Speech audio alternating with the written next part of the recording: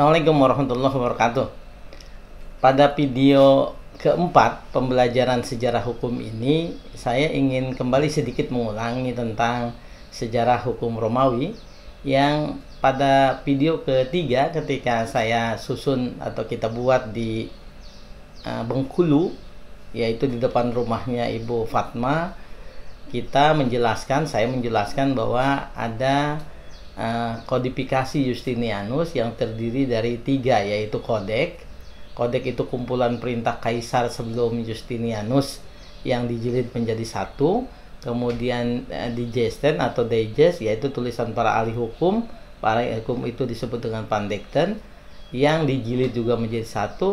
Lalu institut yang memuat tentang bahan-bahan pelajaran, materi-materi bagi mereka yang baru mempelajari hukum. Sementara pada buku saya itu ada yang keempat.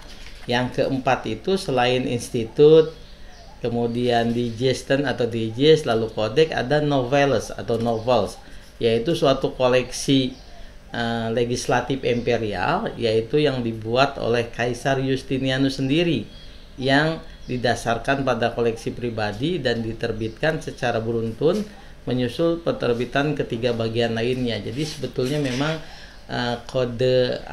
kodifikasi Justinianus yang dibuat oleh Tribonianus itu 3 itu ditambah kemudian yang keempatnya adalah noveles yang merupakan putusan-putusan peraturan-peraturan yang dibuat oleh Justinianus sendiri. Jadi tidak perlu khawatir ada pertanyaan kepada saya. Ada buku yang menyebut kodifikasi Justinianus itu hanya institut, digest atau kodek, dan atau dibalik kodek kemudian digest dan institut. Tapi kenapa ada noveles? Jadi noveles itu atau novels adalah kumpulan-kumpulan putusan dari masanya Justinianus sendiri. Nah, sahabat pembelajar, keempat naskah ini disebut dengan Corpus Iuris Civilis, merupakan hukum yang sumbernya diambil dari tidak hanya keputusan maklumat para kaisar yang telah diseleksi, serta semua tulisan-tulisan para ahli hukum yang ditulis, dikumpulkan, dan kemudian ini juga sesuai dengan kebutuhan pada masa itu. Jadi ada putusan yang bersifat sesuai dengan kondisi sosial dan ekonomi. Dan pada kesempatan kemarin saya juga menjelaskan bahwa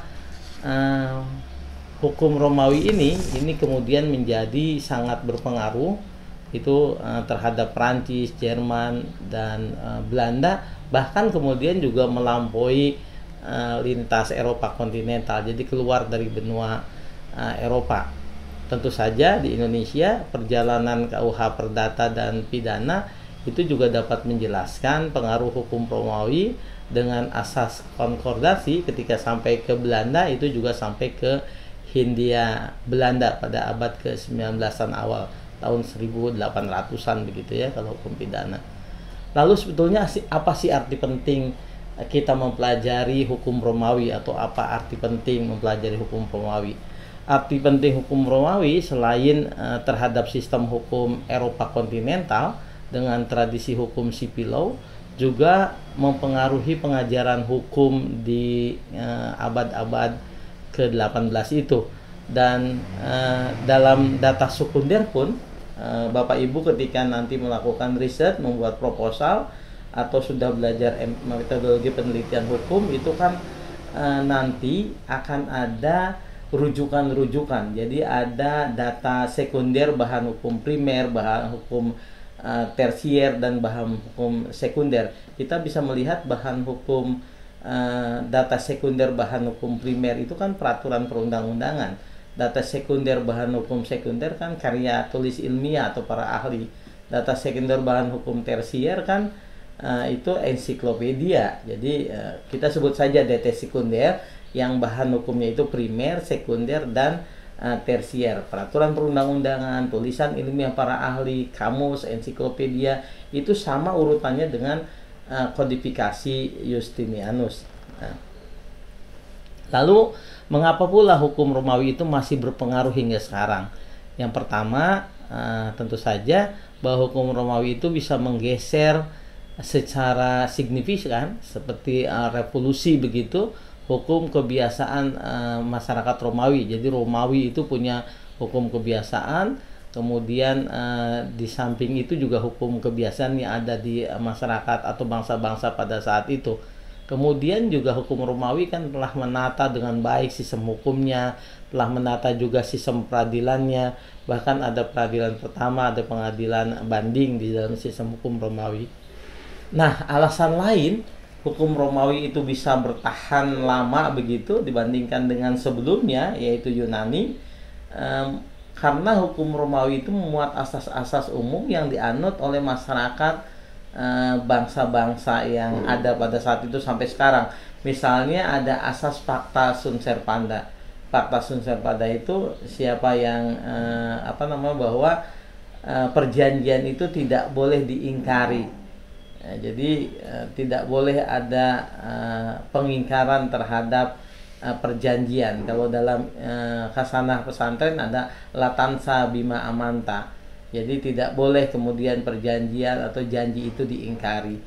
Kemudian yang kedua, di samping memuat kenapa kemudian bisa bertahan hukum Romawi itu, di samping memuat asas-asas, tetap juga didukung oleh Imperium Romawi yang sangat kuat.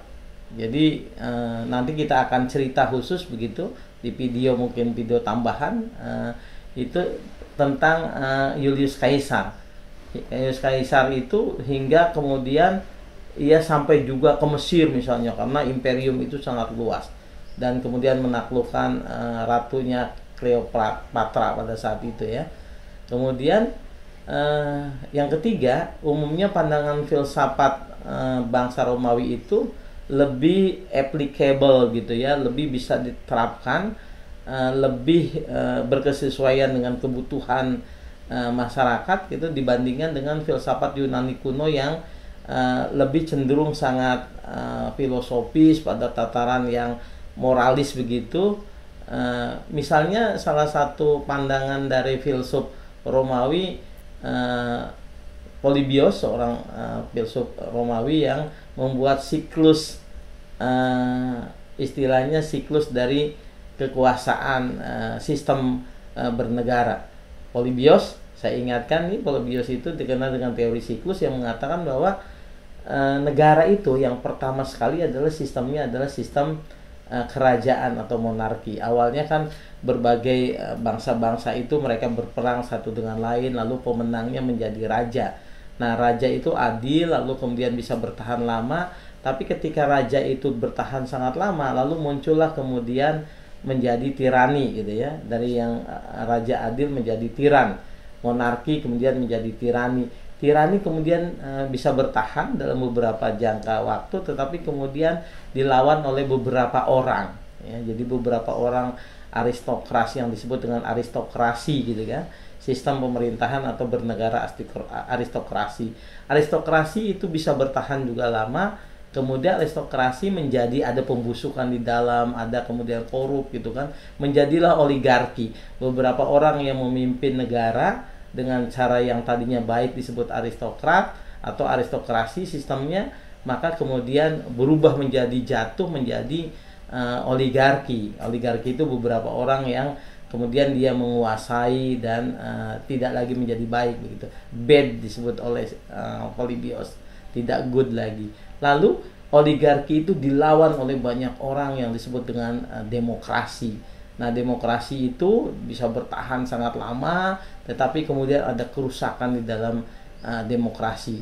Ketika demokrasi rusak, kemudian orang lalu bermimpi lagi bagaimana kalau ada kekuasaan yang kuat tetapi dia adil. Nanti akan muncul lagi ke monarki, begitu saja mutar begitu. Nah, itulah salah satu contoh dari pemikir Romawi yang sebetulnya sangat mudah bisa dipahami dan applicable gitu ya. Nah, sahabat pembelajar sejarah hukum, bagaimana sekarang pengaruh hukum Romawi itu sampai ke Indonesia? Tentu saja melalui penjajahan ketika sampai ke Belanda.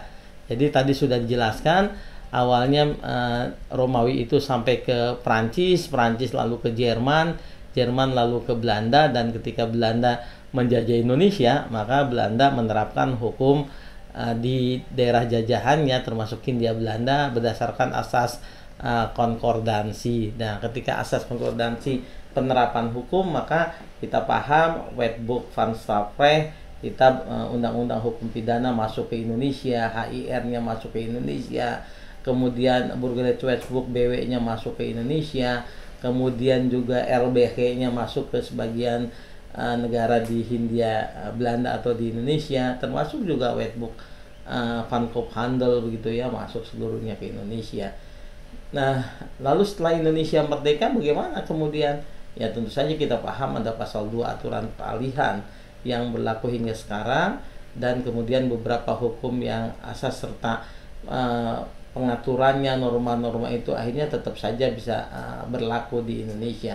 Di berbagai kesempatan kita sering diskusi, terutama ketika membahas RUU KUHP misalnya, bahwa abad ke-19 awal tahun 1800-an itu sudah tidak cocok lagi. Di Belanda sendiri sudah berulang-ulang berubah, sementara di Indonesia KUHP-nya masih menggunakan KUHP lama. Nah, selain melalui sistem hukum adopsi konkordansi, penyebaran hukum Romawi juga bisa dilihat dari sisi lain, yaitu dengan teori receptio teori. Jadi di berbagai negara Romawi ini termasuk sampai ke Indonesia dengan teori penerimaan gitu. Nah, sahabat pembelajar, saya pikir itu di video ke-4 sejarah hukum ini. Insya Allah di kesempatan video kelima kita akan membincangkan mengenai salah satu mazhab aliran besar dalam pemikiran filsafat hukum, yaitu mazhab sejarah hukum atau historische Rechtskunde, yang akan melengkapi mata kuliah sejarah perbandingan hukum. Dan pada video yang berikutnya juga kita akan menceritakan bagaimana sejarah perkembangan hukum di Indonesia, peranata hukum di Indonesia. Saya pikir itu, terima kasih. Sampai ketemu di video berikutnya.